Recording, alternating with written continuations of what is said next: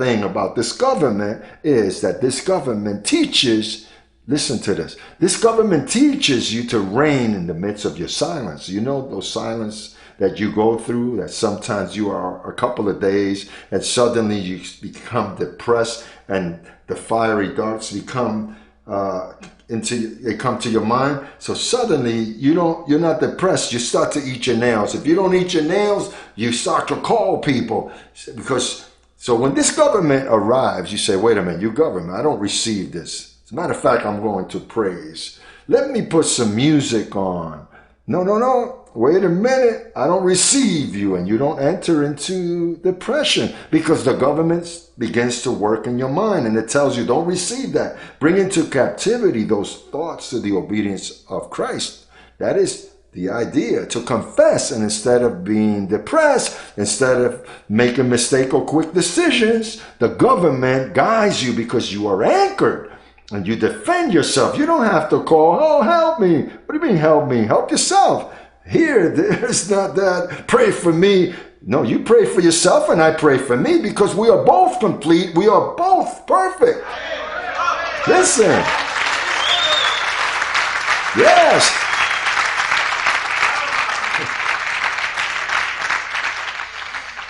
That, oh, where is the pastor that the devil? No. Here you are your own shepherd. You have knowledge unless you are weak in the faith, because Paul said, receive the weak in the flesh, but not to content over opinions. He that is weak in faith, not that the faith is weak, is that he is weak in the faith, because faith is the same measure.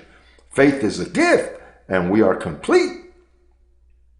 So therefore, this is a covenant that restores. This is a covenant that encourages you.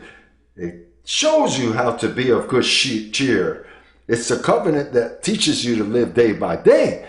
And when certain worries for the future comes, you don't enter there. No, angels, I don't receive that. Today, I live for today. Leave the future alone. Because you're not supposed to be going or getting into those territories. You get depressed.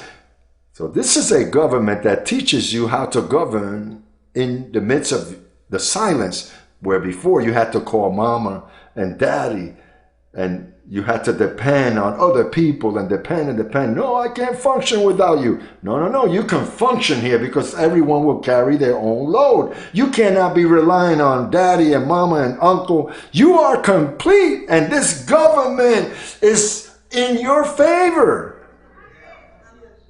This government saves you.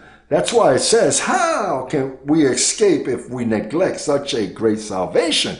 This is a governing that's great that you have in your mind. That's what God is going to change the world with the gospel. Say with the gospel.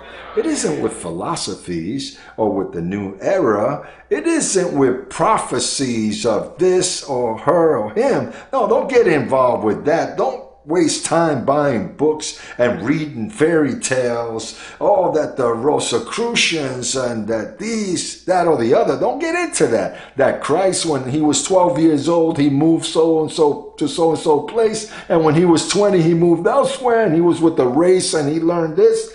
Stop them fairy tales. Christ in the flesh could not save no one until he died and raised up from the dead. Is when the feast started. Don't get into philosophies.